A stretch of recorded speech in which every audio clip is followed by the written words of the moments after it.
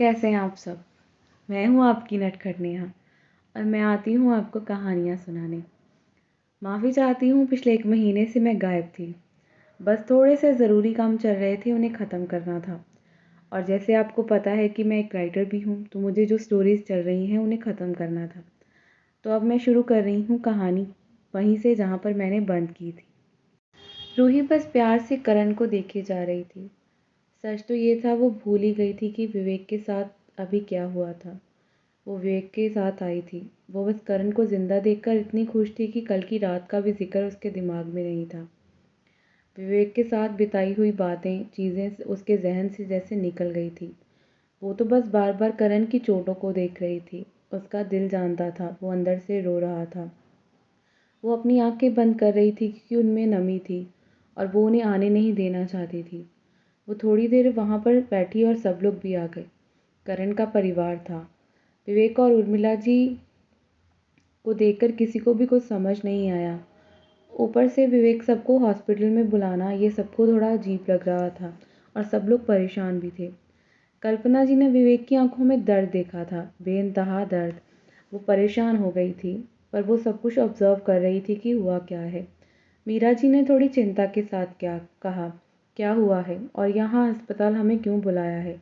रूही कहाँ है? सब लोग परेशान थे और बस विवेक की तरफ देख रहे थे। वो उन सबको अपने ऊपर अपनी नज़रें गड़ाता हुआ महसूस कर सकता था। वो खुद को इमोशनली कंट्रोल कर रहा था, पर उसकी आंखों से आंसू उसके गालों पर आ ही गए थे। उसे रोता देखकर सब परेशान हो गए थे।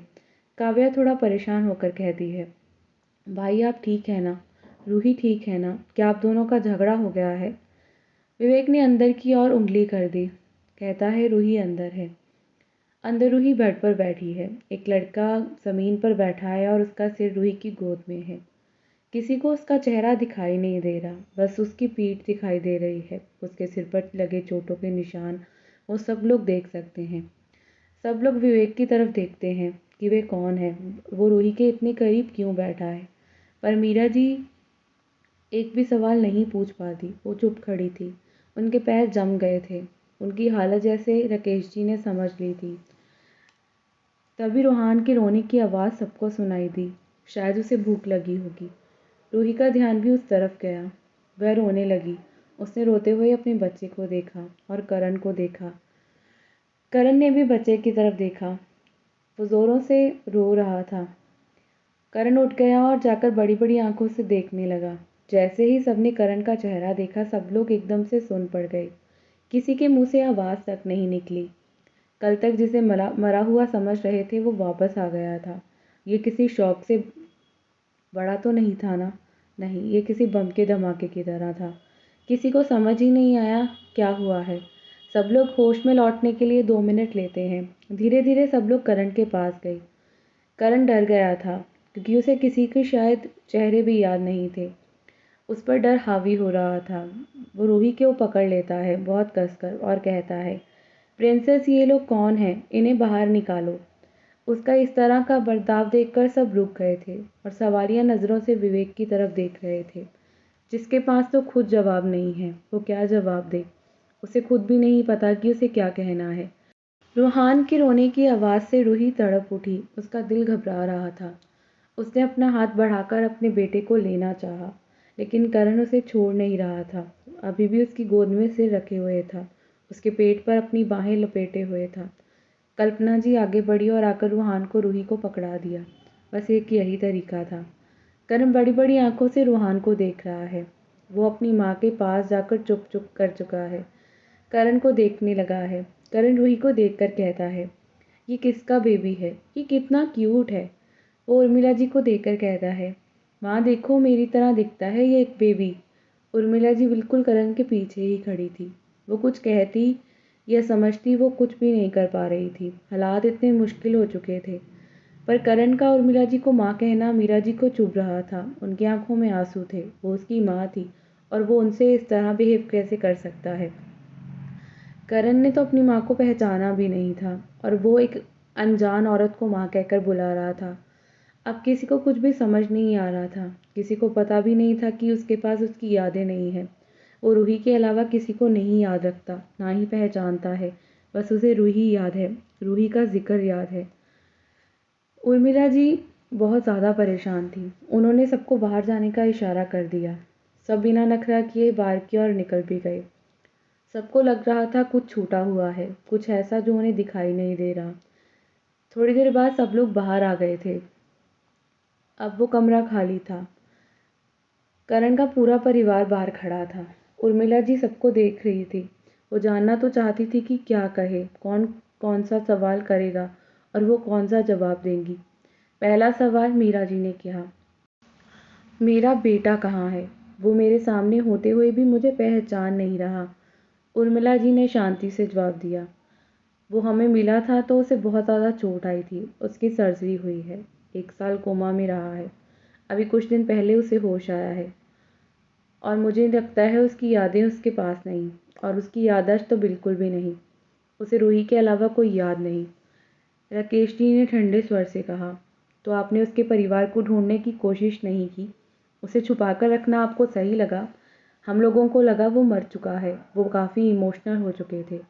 मीरा जी फिर से कहती हैं, आपने गलत किया है। तो उर्मिला जी ने कहा, जिस हालत में हमें वो मिला था वो बहुत रिस्की था, ऊपर से बहुत ज़ख्मी भी। हम लोग उसे दुनिया के सामने लाकर उसे खतरे में नहीं डाल सकते थे। उसकी सिचुएशन बता रही थी कि उसे बहुत टॉर्चर किया गया है, ऊपर से उसे गोली लगी थी। हज़ारों चोटों के निशान हैं उसकी बॉडी पर। उसके पास कोई कागज़ या प्रूफ कुछ भी नहीं था, तो कहाँ से उसकी फैमिली को ढूंढते? हमने उसे छुपा कर रखना बेहतर समझा। उसे मारने की कोशिश हो रही थी, ये तो कन्फर्म था। कल्पना जी थोड़ा गुस्से से कहती हैं, आपको पता भी है आपने क्या कर दिया है? 1 साल तक किसी को छुपा कर रखना, उसके परिवार से और दुनिया से। इसका मतलब पता है आपको? हम सब ने भी बहुत कुछ कर दिया, बहुत गलत। उर्मिला जी हल्का मुस्कुरा कर कहती हैं, लोगों के लिए मैं क्या कर सकती हूँ मुझे नहीं पता। आप लोगों ने जो किया मुझे नहीं पता, लेकिन उसकी जान बचाने के लिए मुझे उसे छुपाना था, ये ज़रूरी था। जब वो मुझे मिला था तो बहुत ज़्यादा ज़ख्मी था। आप तो सोच भी नहीं सकते उसने क्या क्या बर्दाश्त किया है। उसकी बॉडी की हर हड्डी टूटी हुई थी। पीठ पर चाकू के निशान हैं। पता नहीं कितनी बार टॉर्चर किया गया है। इतना तड़पाया गया है कि आप और मैं सोच भी नहीं सकते। उसकी यूनिफॉर्म पूरी तरह से ख़राब हो चुकी थी। उसका कोई रैंक या डिपार्टमेंट हमें पता नहीं चल रहा था। उसकी ज़िंदगी बचाने के लिए हमें उसे छुपा कर रखना पड़ा। 1 साल मौत की लड़ाई लड़ने के बाद उठा है। सिवाय उसकी प्रिंसेस के उसे कुछ भी याद नहीं। तो कहाँ से ढूंढती मैं उसके परिवार को या आप लोगों को? मैंने उसे बचाने की कोशिश की है, ना ही उसे खतरे में डालने की। इस बार उर्मिला जी काफ़ी नाराज़गी से ये बात कह रही थी, पर वो जानती थी कि उन्होंने कुछ भी गलत नहीं किया था। किसी की जान बचाना ठीक था, लेकिन करण के परिवार ने उसे मरा हुआ समझ लिया था। राकेश जी बहुत हैरान थे। वो क्या करें? उन्हें तो बस इतना लग रहा था कि करण का एक्सीडेंट हुआ है, पर उनके बेटे को टॉर्चर किया गया है। ये पॉसिबल कैसे था? क्या अब भी कुछ छुपा हुआ है? सच कोई नहीं जानता। बस सब दिखावा कर रहे हैं कि उन्हें सब पता है, पर सबको कुछ भी पता नहीं। उर्मिला जी ने हल्का मुस्कुरा कर कहा, सबकी शक्ल बता रही थी कि उन्हें कुछ पता नहीं, और रूही तक को कोई होश नहीं था। देखिए, मुझे जितना पता है मैंने आपको बता दिया। हर कोई अब हैरानी से बस देख रहा था। उर्मिला जी कहती हैं, अगर मैं मेडिकली आपको बताऊं तो उस हिसाब से हमें जितना समझ आया उसे 1 हफ्ता टॉर्चर किया गया। उसके ज़ख्म ज़्यादा पुराने नहीं थे। जब वह हमें मिला उसे गोली लगी थी, चाकू के काफ़ी निशान थे। पहले हमने समझा था कि एक्सीडेंट है, जब बच जाएगा तो सब बता देगा, लेकिन बाद में पता चला उसका किडनैप हुआ है। टॉर्चर करने का तरीका बहुत ही रिस्की था, बहुत ही भयानक था, और जो चोटें उसे लगी वो शायद भागते वक्त लगी। उसकी हड्डियाँ भी तोड़ी गई थी, गिरने से वो टूटती नहीं हैं। इतनी तो बिल्कुल नहीं जितनी कि उसकी टूटी थी। अब आप लोग सोच लें, मैंने तो उसे बचाने की ही कोशिश की है। बाकी उसे यादें उसके पास नहीं है, वो याद करने की कोशिश करता है। जितना मुझे पता है मैंने आपको बता दिया, बाकी तो करण ही बता सकता है, जब उसे सब कुछ याद आ जाएगा। राकेश जी के चेहरे पर दर्द था। उनके बेटे के साथ कुछ गलत हुआ था और उन्हें पता भी नहीं था। उस दिन सुनैना, यशवर्धन और उदयवीर के चेहरे पर यही तो था, वो लोग सच बताने आए थे, पर मेहरा फैमिली हैरान थी। उन लोगों ने जो सच बताया था वो रूही तक पहुंचने नहीं दिया गया था, क्योंकि हर कोई जानता था रूही बर्दाश्त नहीं कर पाएगी। ऊपर से उस दिन हालात इतने बुरे थे। मीरा जी ने हाथ जोड़कर कहा, मैं आपका शुक्रिया कैसे करूं? आपने मेरे बेटे को बचाया, ये एहसान कैसे चुकाऊंगी मैं आपका? मुझे तो शायद याद भी नहीं है कि कब उसके मुंह से माँ सुना था। वो तो मुझे भूल ही गया है। उर्मिला जी उनके हाथों को थाम कर कहती हैं, हम उन्हें मेडिसिन दे रहे हैं। अगर उसे रूही याद है तो बाकी भी याद आ जाएगा, तो आप लोग चिंता तो नहीं करें। वक्त लगेगा क्योंकि सर्जरी हुई है, ज़ख्म गहरे थे, भरने में समय लगेगा। बाकी प्यार से और केयर से उसकी हालत में और भी सुधार होगा। उसे आप सबके सपोर्ट और प्यार की ज़रूरत है। अपने साथ घर ले जाइए अपने बेटे को। ये बात उन्होंने अपने दिल पर पत्थर रख कर कही थी। पिछले 1 साल से उन्होंने करण को अपना बेटा माना था, उसे मानव नाम दिया था, दुनिया से छुपा कर रखा था। लेकिन अब उसका असली परिवार आ चुका था। तभी काव्या सामने आकर उनके गले लग जाती है। ये उनकी मासी सास थी, लेकिन फिर भी आज उन्होंने उसके भाई को उनसे मिलवाया था। प्रतिभा जी ने उर्मिला जी से कहा, तुम भी चलो यहाँ, तुम यहाँ नहीं रह सकती, तुम मेरे घर चलो, हम साथ ही रहेंगे। उर्मिला जी मना करना चाहती थी, पर यह अच्छा नहीं लगता। उन्होंने काफ़ी शांत आवाज़ में कहा था, सबके सवालों के जवाब सबको मिल चुके थे। सब बिल्कुल गुमसुम थे और चुप हो गए थे। विवेक की आंखों में डर था, रूही को खोने का डर। करण के लौट आने के बाद उनका रिश्ता किस मोड़ पर जाकर ख़त्म होगा।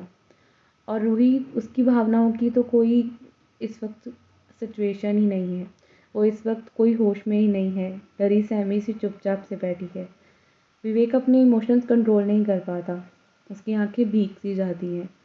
अब रूही के इतना करीब जाने के बाद उसके पास ना रहना उसके लिए मुश्किलें खड़ी करने वाला था। तो वहीं करण के कमरे में करण बस हैरानी से रूही और रूहान को देख रहा है। वो रूही के पास आकर चुप हो गया और बड़ी बड़ी आंखों से करण को देख रहा है। दोनों बाप बेटे एक दूसरे को देखे जा रहे हैं। रूही का ध्यान दोनों पर था।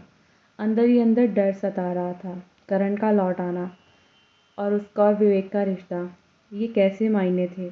इनका कोई मोल नहीं था। ये ज़िंदगी कैसी थी, उलझन से भरी हुई। वो अब क्या करेगी? उसकी ज़िंदगी का कोई वजूद नहीं है। वो कैसी दुनिया में रहेगी? लोग उसके रिश्ते को कैसे देखेंगे? वो दोनों भाइयों के साथ सो चुकी है और ये सच है।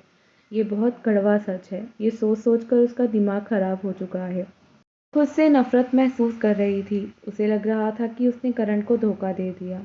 उसने करण के प्यार को धोखा दे दिया। उसे खुद से नफरत हो रही है। उसे खुद से घिन महसूस हो रही है। इस वक्त उसने खुद को रोक कर रखा है। पता नहीं क्यों, पर वो अपनी भावनाओं को आगे नहीं बढ़ा पा रही।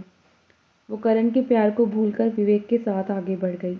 उसे आज अपने आप से धोखा सा महसूस हो रहा था। करण हाथ बढ़ाकर रूहान को टच करते हुए कहता है, ये कितना प्यारा बेबी है। ये मेरी तरह क्यों दिखता है? रूहान भी उसके टच से कंफर्टेबल था, वरना वो रो रो कर आसमान सिर पर उठा लेता। रूही के मुंह से कोई शब्द नहीं निकल रहे। वो करण को कैसे कहे कि ये उसी का बेटा है? करण तो भूल चुका है ना। करण को तो पता ही नहीं था रूही की प्रेगनेंसी का। वो जानती थी कि अब बहुत कुछ बदलने वाला था। डोर पर खड़ा विवेक ये सब देख रहा था और सुन रहा था। उसका दिल धक से रह गया। वो सुनना चाहता था कि रूही क्या कहती है। उसकी आंखों में आंसू थे। वो लाल आंखों से उन दोनों को देख रहा था। हिम्मत नहीं हो रही थी उसके अंदर जाने की। उसका दिल बाहर आ रहा था। उसका भाई लौट कर आया, वो खुश हो, जिस पर वो जान छिड़कता है। पर आज उसका दिल टुकड़ों में टूट रहा था। उसकी मोहब्बत फिर से दूर जाने वाली थी। उसके पीछे विराट और काव्या खड़े थे, काफ़ी परेशान थे। काव्या तो खुद को कोस रही थी। उसने क्यों विवेक और रूही की शादी की बात की? क्यों रूही को फोर्स किया विवेक के पास जाने के लिए? और आज क्या हुआ? उसने रूही का तमाशा बना दिया। अब दुनिया रूही को किस नज़र से देखने वाली है? रूही कहाँ आकर अपने रिश्ते को ख़त्म करेगी? इस बात को लेकर सब परेशान थे। मीरा जी कमरे में आई तो ध्यान से करण को देखने लगी। उसके सिर पर हाथ रखते हुए उन्होंने धीरे से कहा, चलो बेटा, घर चलते हैं। करण सबको ध्यान से देखता है और फिर रूही के पीछे छुप जाता है। थोड़ी सी गर्दन निकालकर सबको कहता है, मैं अपनी प्रिंसेस के पास रहूँगा। प्रिंसेस सबको बाहर निकालो, तुम सिर्फ मेरे पास रहना। यहाँ मेरी प्रिंसेस रहेगी मेरे साथ। हाँ, ये उसका बेबी रह सकता है, मैं इसके साथ खेलना चाहता हूँ। विवेक का दिल फिर से टूट रहा था। वो रूही की तरफ देख रहा था। अगर उसने सच में हाँ कह दिया, वो क्या फैसला करने वाली है अब? उसे तो ऐसा लग रहा था कि रूही उससे दूर हो रही है। रूही ने रूहान को कल्पना जी को पकड़ाते हुए कहा, चलो घर चलते हैं। उसने करण का हाथ पकड़ लिया था। करण ने सबको देखा और कहा, घर? लेकिन मैं तो यही रहता हूँ अपनी माँ के साथ। तुम्हें भी यही रहना होगा मेरे साथ। उर्मिला जी ने कहा, तुम्हें घर जाना चाहिए मानव, तुम्हारा परिवार है, तुम्हारी प्रिंसेस का परिवार है, वो तुम्हें बहुत प्यार करेंगे। करण उर्मिला जी की तरफ देखकर कहता है, तो चलो फिर चलो, आप भी मेरे साथ चलो। मैं आपको छोड़कर तो बिल्कुल नहीं जाऊंगा। मानव बिग बॉय है और अपनी माँ का ख्याल रखेगा, वो बड़ा हो गया है। करण का खुद को मानव कहना सबको तकलीफ दे रहा था। मीरा जी का दिल बुरी तरह दुख रहा था। उनका बेटा उन्हें पहचान ही नहीं रहा। उनका मन कर रहा था वो ज़ोर से रोएं, अपने बेटे को कहें कि वो उन्हें पहचाने। वो अनजानों की तरह पेश आ रहा है। उर्मिला जी फिर से मानव को समझाने की कोशिश करती हैं कि वो उसकी फैमिली है, उसे घर जाना चाहिए, वो आती रहेंगी उससे मिलने। पर वो ज़िद पर अड़ चुका था। राकेश जी को उसकी ज़िद के सामने झुकना पड़ा। उन्होंने हाथ जोड़कर उर्मिला जी से को कहा, आप हमारे साथ चलिए बहन जी, हम आपको कोई तकलीफ़ नहीं होने देंगे। वादा करते हैं पूरी इज्जत से आपको आमंत्रित करते हैं। हमारे घर में आपको पूरा सम्मान मिलेगा। उर्मिला जी नहीं जाना चाहती थी। प्रतिभा जी उन्हें समझाती हैं कि करण तभी जाएगा जब तुम हाँ करोगी। 15 मिनट बाद सब हॉस्पिटल से बाहर निकले। कार में बैठकर घर के लिए निकल गए। करण रूही के हाथ पकड़े हुए 1 मिनट भी उसके हाथों ना छोड़ते हुए उसके साथ बैठा था। विवेक बस देखता रहता है, वो कुछ नहीं कर सकता। वो टूटे दिल के साथ गाड़ी ड्राइव करता है। वैभव उसके पास बैठा था, उसके कंधे पर हाथ रखकर उसे शांत रहने का इशारा कर रहा था। रूही करण के साथ बैठी है और साथ में उर्मिला जी। रूहान कल्पना जी पहले ही घर चले गए। राकेश जी और मीरा जी रोते हुए बस एक दूसरे को देख रहे थे। मीरा जी ने बहुत दर्द से कहा, हमने गलत कर दिया। हमने रूही और विवेक को साथ लाकर गलत कर दिया। हमने उन दोनों को ही तोड़ दिया। अब बच्चों की ज़िंदगी मुश्किलों से घिरने वाली है। कल्पना जी, जिन्होंने रूहान को पकड़ा हुआ था, वो खिड़की से बाहर देख रही थी और सोच रही थी कि अब इन तीनों की ज़िंदगी कहाँ जाकर ख़त्म होगी। मुश्किलें और उलझनें बढ़ने वाली हैं। सबने मजबूर किया था विवेक और रूही को आगे बढ़ने के लिए। हर चीज़ उकसाई थी, हर चीज़ की थी उन दोनों को साथ लाने के लिए। इमोशनली ब्रेक डाउन किया, इमोशनली टॉर्चर किया, और अब क्या हुआ? करण लौट कर आ गया, जिसका किसी ने सोचा तक नहीं था।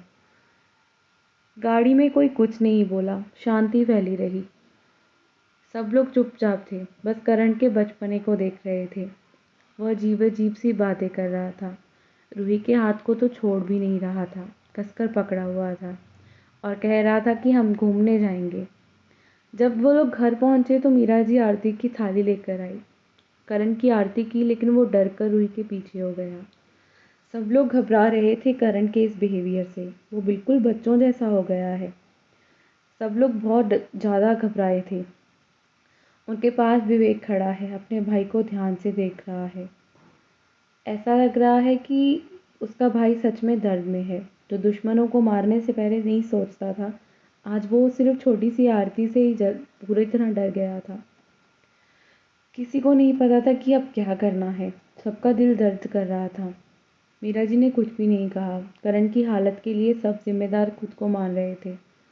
सोच रहे थे कि वक्त करवट के साथ बदल जाएगा, सब लोग शांत होंगे। करण बड़े ध्यान से उस घर को देख रहा है। ये उसका घर है, यहाँ उसने बचपना बिताया है। उसकी और रूही की शादी हुई थी। उसकी यादें थी इस घर में, पर उसे कुछ भी याद नहीं था। वो वहाँ लगी तस्वीरों को देख रहा था। उन तस्वीरों में वो, विवेक और काव्या तीनों साथ में हैं। बहुत सारी फैमिली फ़ोटोज़ हैं। किसी में वो अकेला खड़ा है, किसी में रूही भी उनके साथ है। रूही की हालत सब लोग समझ सकते हैं, पर कोई कुछ नहीं कर सकता। उसके चेहरे पर डर, दर्द, उदासी सब कुछ है। अब तक तो वो हौसला करके खड़ी है, पर अंदर ही अंदर वो खुद से नफ़रत से भर रही है। कल्पना जी उसे रूहान को पकड़ाते हुए कहती हैं, इसे सुला दो, सोया नहीं है काफ़ी देर से। रूही को खुद भी समझ नहीं आ रहा। करण और विवेक उसके आसपास खड़े हैं। उसका दम घुट रहा था। उस वक्त कैसी सिचुएशन हो चुकी थी। कल्पना जी ने उसके अंदर की भावना को महसूस किया था। उसके सिर पर हाथ रखते हुए कहती हैं, जाओ दादी के कमरे में चली जाओ, तुम्हें आराम की ज़रूरत है। रूही ने एक नज़र अब मीरा जी की तरफ देखा। उन्होंने पलकें हाँ में झुकाई। करण को देखकर इस वक्त रूही बहुत परेशान थी।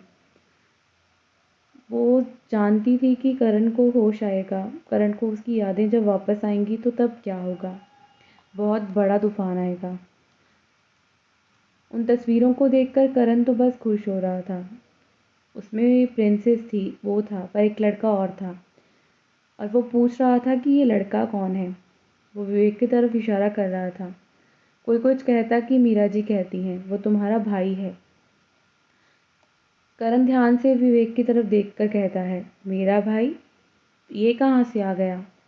मैं तो कब से ढूंढ रहा हूँ मेरे भाई को।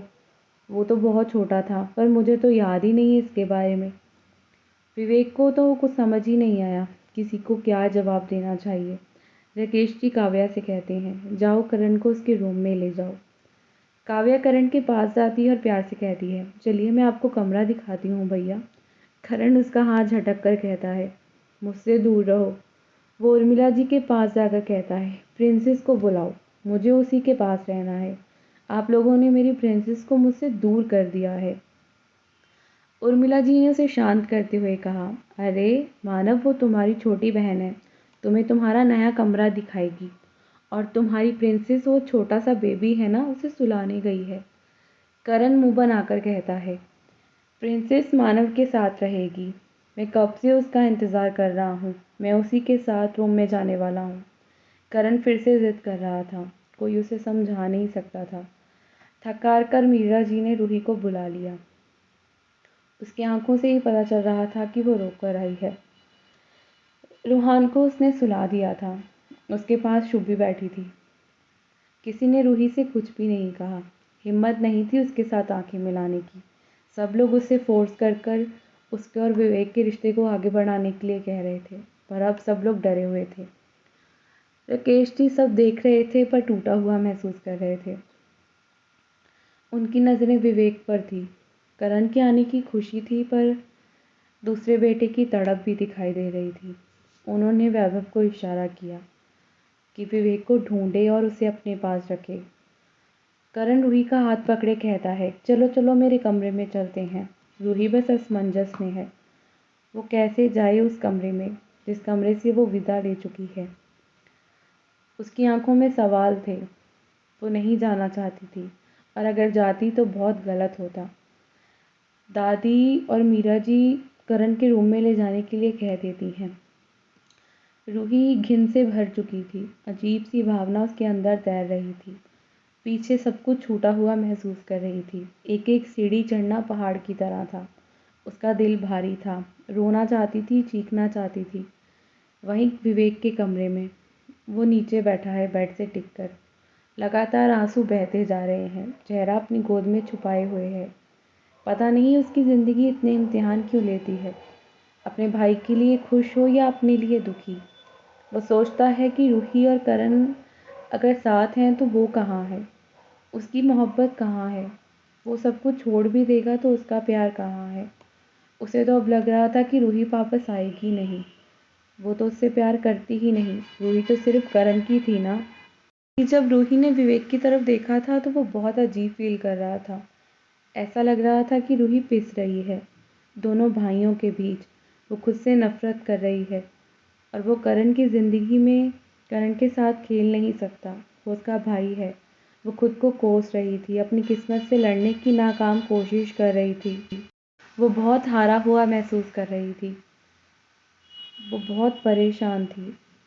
वैभव जब विवेक के पास आकर बैठा तो वैभव की मौजूदगी विवेक को पता चली। वैभव ने उसके पीठ पर हाथ रखते हुए कहा, भरोसा रखो, कुछ भी गलत नहीं होगा। करण भाई लौट आए हैं, पर वो तुमसे प्यार करती है। विवेक ने रोते हुए कहा, मैं नहीं चाहता वो मेरे और भाई के बीच पिस जाए। वहीं रूही करण का हाथ पकड़े उसे उसके कमरे में ले आई थी। करण रूही पर हक जता रहा था तो सब लोग देख सकते थे। भले ही वो अपनी यादें खो चुका हो, लेकिन उसका प्यार वो नहीं भूला था। एक एक कदम उसके लिए बहुत भारी था। करण तो खुश हो रहा था क्योंकि सब कुछ नया था, पर रूही का मन भारी था। करण की मोहब्बत भी आज उसे बोझ लग रही थी। करण की कोई गलती नहीं थी, पर रूही की किस्मत ने उसके साथ खेल खेल दिया था। अब सब कुछ ऐसे ख़त्म सा हो गया था। बहुत मुश्किल से वो डोर खोलती है। एक एक कदम बढ़ाना मुश्किल है, जिसे बहुत बंद करने के लिए हिम्मत बटोरी थी। इतने रिश्ते तोड़ने पड़े थे इस कमरे से बाहर निकलने के लिए, और इतना बोझ उसने बर्दाश्त कर लिया था। ये कहानी सिर्फ मनोरंजन के लिए लिखी गई है। किसी की भावनाओं को ठेस पहुंचाना मेरा मोटिव नहीं है। तो उसी हिसाब से ही इस कहानी को सुना जाए। बाकी अगले भाग में देखते हैं कि रूही अब क्या फैसला लेगी। इन तीनों की ज़िंदगियां अब किस मोड़ पर जाकर उलझ जाएंगी। मिलते हैं अगले भाग में।